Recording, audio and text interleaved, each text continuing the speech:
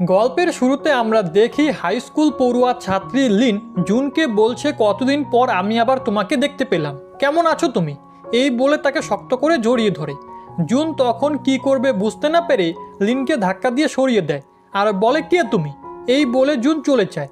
পরের সিনে আমরা দেখি টিচার সবাইকে বলছে লিন তোমাদের নতুন বন্ধু। লিন তখন তার পরিচয় দিতে গিয়ে জুনের চোখে চোখ পড়ে আর মনে মনে বলে আমি শুধু তোমার জন্যই অন্য স্কুল থেকে এখানে এসেছি। এদিকে টিচার বলে কি হলো তোমার? তখন লিন বলে ম্যাম আমি কি ওই সিটে বসতে পারি? জুন বলে ম্যাম আমি কারোর সাথে বসতে পারবো না। এটা শুনে ক্লাসের সবাই তখন হুল্লোড় দিয়ে ওঠে। টিচার বলে এটা তোমার ক্লাস, বুঝেছো লিন, তুমি যাও সেখানে গিয়ে বসো। লিন তখন জুনের পাশে গিয়ে বসে আর চিরকুটের মাধ্যমে লিখে বলে আমি তোমাকে কেবল বন্ধু ভেবেই জড়িয়ে ধরেছিলাম, আমি শুধুমাত্র তোমার বন্ধু হতে চাই।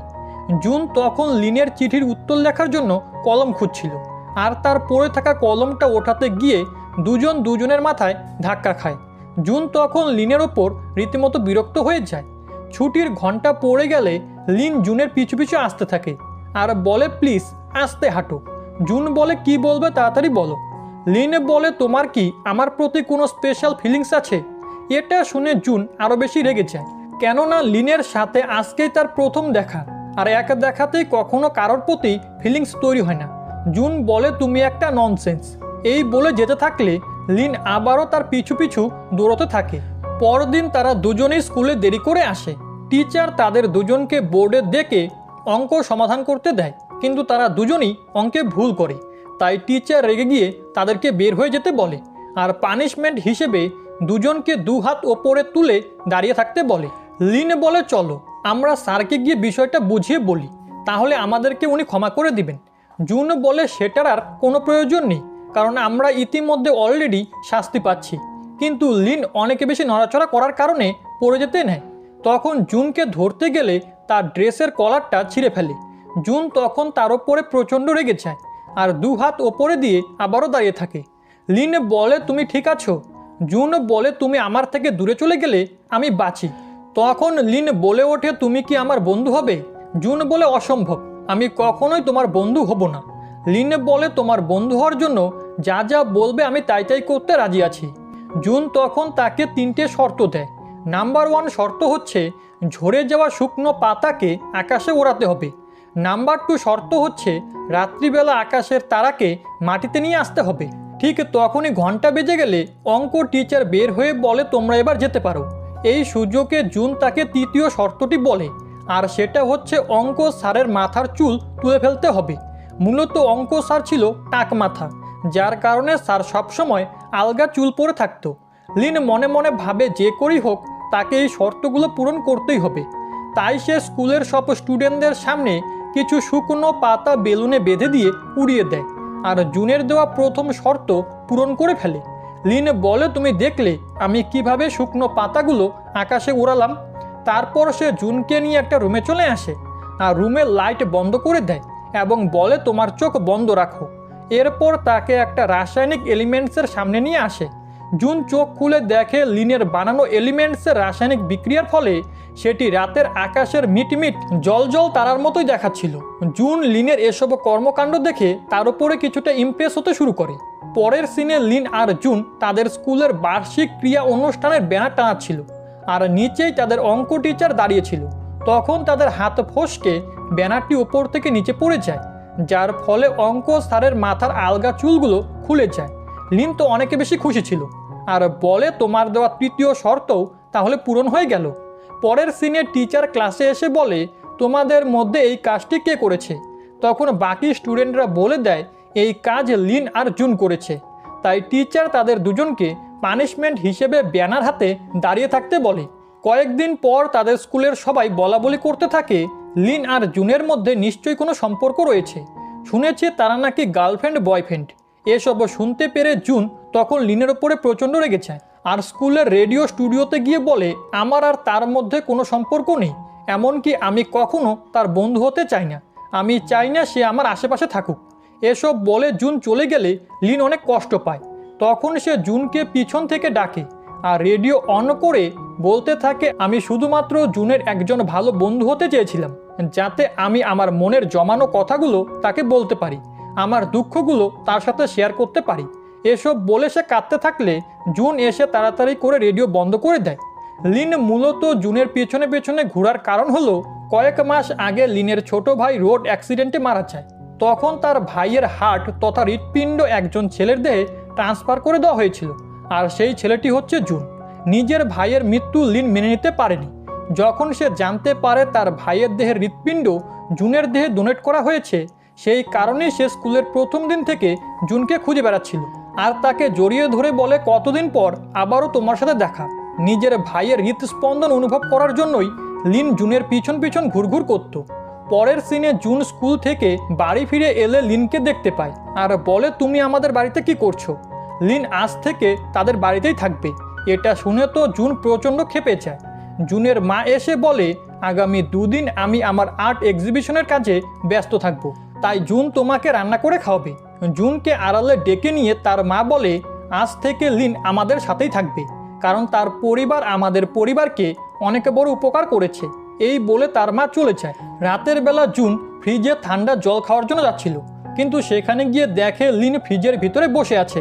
আর হঠাৎই তার কাছে এসে বলে, চলো আমরা দুজন বন্ধু হয়ে যাই। জুন তো তাকে দেখে ভীষণ ভয় পাচ্ছিল। লিন বলে, আমি তোমাকে ভালোবাসি। জুন তখন চিৎকার করে ঘুম থেকে জেগে ওঠে আর মনে মনে জুন এতক্ষণ স্বপ্ন দেখছিল। স্বপ্ন দেখার পর ভয় পেয়ে সে ওয়াশরুমে চলে যায় আর হঠাৎ করেই লিন সেখানে চলে আসে। জুন বলে, তোমার কি কোনো সাধারণ জ্ঞান নেই? নক করা ছাড়া তুমি কেন ঢুকলে? লিন বলে, সরি, তাছাড়া আমি কিছুই দেখিনি। এই বলে সে চলে যায়। পরের দিন সকালবেলা জুন ঘুম থেকে উঠে দাঁত ব্রাশ করছিল আর হঠাৎ করে সে দেখতে পায় লিনের ফেস ওয়াশ দিয়ে সে দাঁত মেজে যাচ্ছে, আর সেখানে লিনের অনেকগুলো কসমেটিক্সও ছিল। জুন মনে মনে বলে, এই মেয়েটা আমার জীবনটাকে তেজপাতা করে দিল। স্কুলে যাওয়ার সময় জুনের মা এসে বলে, যেহেতু তোমরা একই স্কুলে পড়াশোনা করছো, তাই তুমি লিনকে তোমার সাইকেলের পিছনে বসিয়ে নিয়ে যাবে। এই বলে তার মা চলে গেলে লিনে সাইকেলের পিছনের সিটে বসে পড়ে। জুন বলে, ওঠো, কি করছো? লিনে বলে, আন্টি তো আমাকে এখানে বসতে বলল। জুন বলে, ওঠো বলছি। আমি তোমাকে নিয়ে যেতে পারবো না, তুমি বাসে করে চলে যাও। লিন স্কুলে গিয়ে দেখতে পায় একটি মেয়ে জুনকে প্রপোজ করছে। তখন মিন নামের এই মেয়েটি এসে বলে, তুমি জানো জুন আমাদের স্কুলের পপুলার বয়। সে দেখতে সুন্দর ও হ্যান্ডসাম হওয়ার কারণে সব মেয়েরাই তার প্রেমে পড়তে চায়। স্কুল ছুটি হলে লিন তো আবারও জুনের পিছু পিছু আসতে থাকে। জুন কোনোভাবেই তার সাথে মিশতে চাচ্ছিল না। তখন লিন একটি পাথরের টুকরোর ওপরে পা পড়ে পিছলে যেতে নেয়, আর জুনকে ধরতে গেলে যা হয়, বেচারা জুনের এই লিনের পাল্লায় পড়ে জীবন প্রায় শেষ হয়ে যাচ্ছে। পাবলিক প্লেসে এমনটা ঘটবে লিনও তখন নিজেও বুঝতে পারেনি। বাড়ি ফিরে জুন জানালা দিয়ে ব্যালকনিতে শুকোতে দেওয়া ছোট প্যান্টগুলো নিতে যাচ্ছিল। পিছন থেকে লিন উকি মেরে দেখছিল যে সে কি করছে।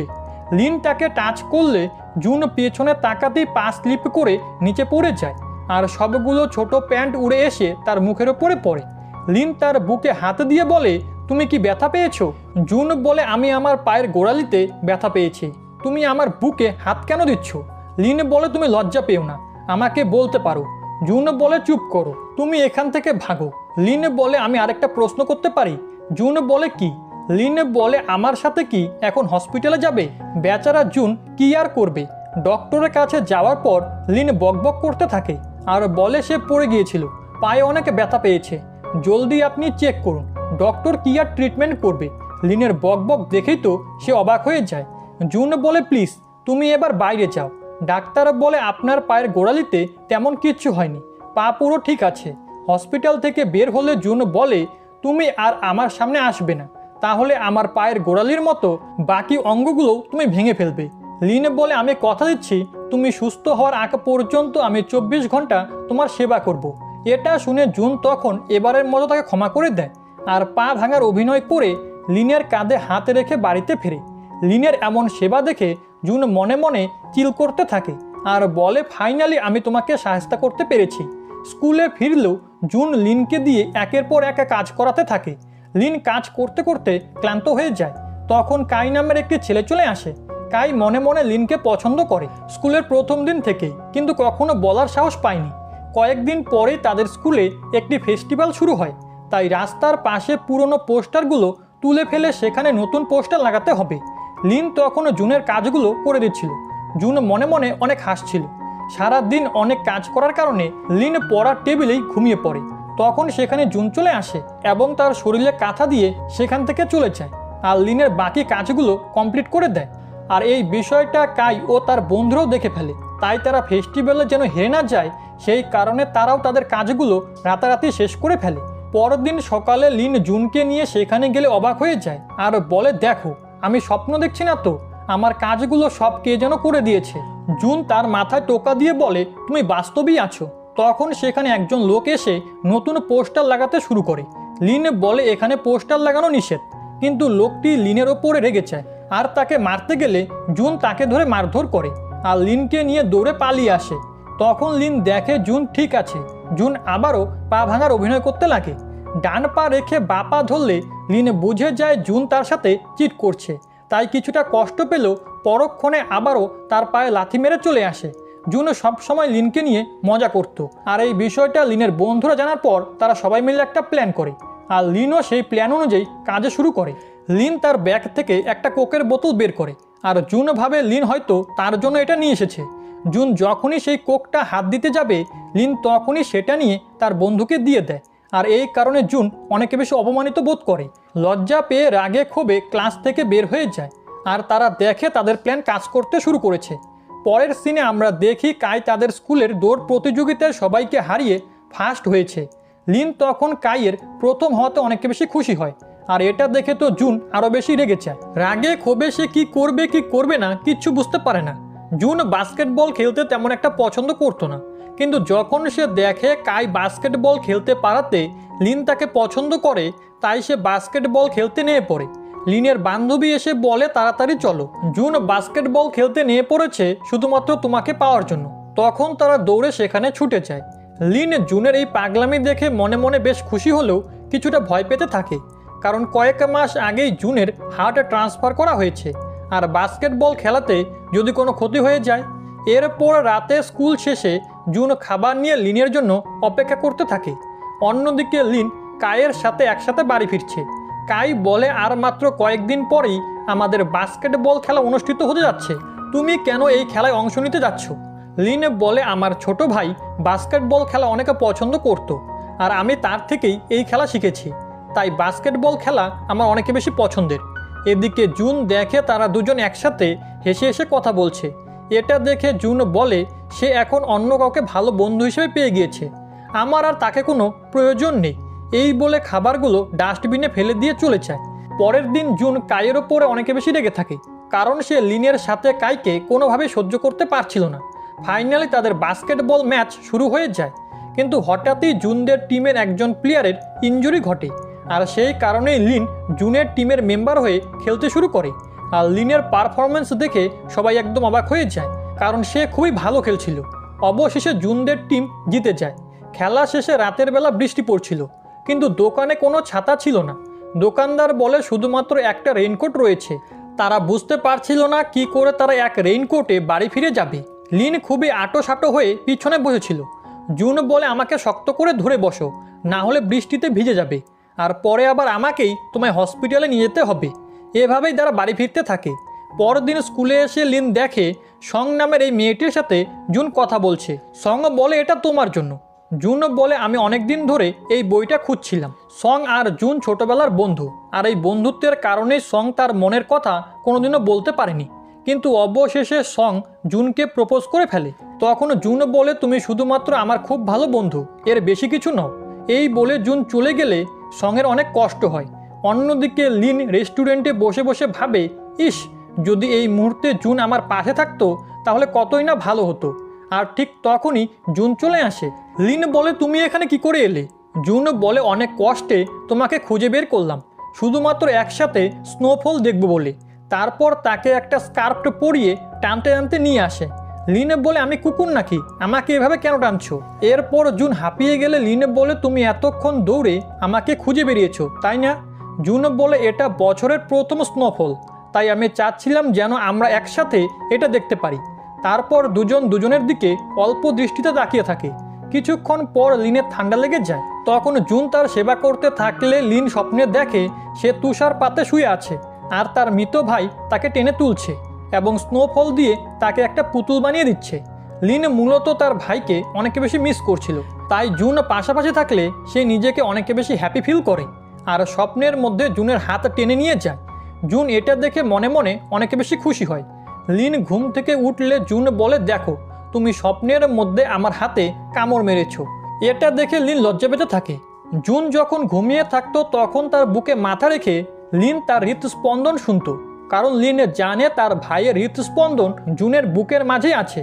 জুন জেগে গেলে লিন কি করবে বুঝতে না পেরে বাহানা দেখিয়ে সেখান থেকে চলে আসে। একদিন রাতে জুন আর লিন বাড়ি ফিরছিল, তখন সেখানে সং চলে আসে জুনের সাথে দেখা করতে আর বলে, আমি ইউরোপে চলে যাচ্ছি, আমি তোমার সাথে কিছু কথা বলতে চাই। লিন চলে গেলে সং বলে, আমি সেদিনের জন্য তোমার কাছে ক্ষমা চাচ্ছি, তোমাদের দুজনের সম্পর্কের মাঝে আমার আশাটা মোটেও উচিত হয়নি। জুন বলে, তুমি কি বলতে চাচ্ছ? সং বলে, লিনের ছোট ভাইয়ের হার্ট তোমার ছোট ভাইয়ের দেহে ট্রান্সফার করা হয়েছে। এটা শুনে জুন অবাক হয়ে যায়। মূলত লিন জানতো তার ছোট ভাইয়ের হার্ট জুনের দেহে ট্রান্সফার করা হয়েছে, তাই সবসময় তার কাছে আসার চেষ্টা করত। কিন্তু তার ভাইয়ের হার্ট মূলত জুনের ছোট ভাইয়ের দেহে ট্রান্সফার করা হয়েছিল, সেটা লিন জানতো না। তখন জুন সংকে বলে, আমি লিনকে ছাড়া এখন আর এক মুহূর্ত কাটাতে পারি না, কিন্তু একটা সময় ছিল যখন আমি ওকে একদমই পছন্দ করতাম না, কারণ সে তখন উদ্ভট আর চঞ্চল ছিল। জুনের প্রথম কথাটা না শুনে লাস্ট কথাটা শুনতে পায় লিন, আর অনেক বেশি কষ্ট নিয়ে সে তার মা বাবার বাড়িতে ফিরে যায়। সকালে জুন ঘুম থেকে উঠে তার মায়ের কাছে জানতে পারে লিন তার নিজের বাড়িতে চলে গেছে। তাই কায়ের স্কুটিতে ওঠে বিদ্যুতের বেগে বাস স্টেশনে পৌঁছে যায়, কিন্তু লিনকে সে দেখতে পায় না। তাই জুন লিনদের বাড়িতে চলে যায় আর তাদের সাথে খেতে বসে পড়ে। লিনের বাবা মা তাকে অনেক আদর করে খাওয়াচ্ছিল, কিন্তু লিন তো জুনের সাথে কোনো কথাই বলে না। পরের সিনে জুন লিনের বাবার সাথে বাস্কেটবল খেলা শুরু করে। লিনের বাবা কোমর ব্যথার অভিনয় করে জুনকে ইমোশনালি ব্ল্যাকমেল করে একের পর এক গোল দিতে থাকে। জুন লিনের বাবার কাছে হেরে যেতে শুরু করে। লিনের বাবা মা জিততে পেরে অনেক বেশি খুশি। জুন তো হারতে হারতে ক্লান্ত হয়ে গিয়েছিল। লিন তাকে গিয়ে জল দেয়। জুন তখন লিনের সাথে কথা বলতে যায় আর বলে, সেদিন তুমি আমাকে ছেড়ে কেন চলে এসেছো? লিন বলে, তুমি সংকে বলেছো তুমি আমাকে ঘৃণা করো। জুন বলে, সেদিন তুমি আমার পুরো কথাটা শোনোনি, তাছাড়া তোমার ভাইয়ের হার্ট আমার হার্টে নয় বরং আমার ছোট ভাইয়ের হার্টে ট্রান্সফার করা হয়েছে। এটা শুনে লিন অনেক বেশি অবাক হয়ে যায় আর সে তার নিজের ভুল বুঝতে পারে। এরপর জুন তার ছোট ভাইকে নিয়ে লিনদের বাড়িতে চলে আসে। লিন তখন জুনের ছোট্ট ভাইকে দেখে তার মৃত ভাইকে খুঁজে পায় আর তাকে অনেক বেশি আদর করতে থাকে। পরের সিনে জুন তাদের স্কুলের ক্রিয়া অনুষ্ঠানের জন্য অডিটোরিয়ামে একটি মেয়ের সাথে অভিনয় প্র্যাকটিস করছিল। তখন সেখানে লিন তার ফ্রেন্ডকে নিয়ে চুপি চুপি আসতে থাকে, কিন্তু তারা দুজনে এমন কিছু ডায়লগ বলতে থাকে যেগুলো নাটকের স্ক্রিপ্টে লেখা ছিল না। লিন মনে মনে বলে তাদের দুজনের মধ্যে কিছু একটা রয়েছে, তাই মন খারাপ করে সেখান থেকে চলে আসে আর অনেকে বেশি ড্রিঙ্ক করে মাতাল হয়ে যায়। তখন সেখানে জুন গিয়ে তাকে বাড়ি নিয়ে আসতে থাকে। জুন কি হয়েছে জানতে চাইলে লিন মাতাল হয়ে উল্টাপাল্টা বলতে থাকে আর বলে, আমি তোমাকে আর কখনোই আমার জীবনে চাই না। এই বলে তার গলা থেকে জুনের দেওয়া লকেটটি খুলে ফেলে আর বলে, তুমি আর কখনো আমার সামনে আসবে না। জুন বুঝতে পারে না লিন কেন এমনটা করছে, তাই জোর করে তাকে কাঁধে উঠিয়ে হোস্টেলে ফিরিয়ে নিয়ে আসে। আর অন্যদিকে কাই জুন আর লিনকে একসাথে দেখে জেলাস ফিল করতে থাকে। পরের দিন জুন লিনের সাথে কথা বলতে গেলে লিন বলে, তুমি সেদিন অডিটোরিয়ামে তাকে বলনি তুমি তার হ্যাপিনেস। এটা শুনে জুন বলে, তুমি জানতে চাও কে তার হ্যাপিনেস? এই বলে তাকে একটি জায়গায় নিয়ে আসে আর দেখে সেই মেয়েটাকে তার বয়ফ্রেন্ড প্রপোজ করছে। লিন তার ভুল বুঝতে পেরে যায় আর ঠিক তখনই সেখানে লিনকে খুঁজতে খুঁজতে কাই চলে আসে, কিন্তু তাদের দুজনকে একসাথে দেখে সে কষ্ট পেয়ে সেখান থেকে চলে যায়। আর এভাবেই তাদের লেখাপড়ার জীবন শেষ হয়ে যায়। গ্র্যাজুয়েশন কমপ্লিট হওয়ার পর যে যার মতো বিভিন্ন জায়গায় চলে যায় ক্যারিয়ারের জন্য। হঠাৎ একদিন তারা সব ফ্রেন্ডরা মিলে গেট টুগেদার পার্টির আয়োজন করে, যেখানে আবার সব তাদের স্কুল ফ্রেন্ডরা এক হবে। এবং তাদের এই গেট টুগেদার পার্টি শুরু হয়ে গেলে জুন লিনকে সারপ্রাইজ দেওয়ার জন্য চোখ বন্ধ করে ক্লাসে নিয়ে আসে আর একের পর এক তাদের সব ক্লাসমেটরা চলে আসে এবং সবাই আজকে তাদের স্কুল ড্রেস পরেছিল, যাতে করে তারা সেই তাদের অতীতের জীবনে ফিরে যেতে পারে। তখন জুন সেখানে ফুল নিয়ে আসে আর ফাইনালি লিনকে প্রপোজ করে এবং বলে, তুমি কি আমাকে বিয়ে করবে? লিন তখন তার প্রপোজাল অ্যাকসেপ্ট করে নেয়। তারপর তারা সবাই বিয়ের জন্য রেডি হলে স্কুলের সিকিউরিটি গার্ডে চলে আসে, যার কারণে তারা সবাই মিলে দৌড়াতে শুরু করে। ফাইনালি ধুমধাম করে দুই পরিবার মিলে তাদের বিয়ের অনুষ্ঠান করে। কয়েক বছর পর আমরা দেখি জুনের সেই ছোট্ট ভাইটা আজ অনেক বড় হয়ে গিয়েছে, আর জুন এবং লিনের একটা ছোট্ট মেয়েও আছে। আর মাত্র কয়েক সেকেন্ড পরেই হ্যাপি নিউ ইয়ার অর্থাৎ নতুন বছর শুরু হবে। বাইরে আতশবাজি ফুটতে শুরু করে, তারাও এক এক করে 2-3 বলতে থাকে এবং নতুন বছর শুরু হয়ে যায়। আর এর সাথে এই চমৎকার ড্রামাটি এখানে শেষ হয়ে যায়।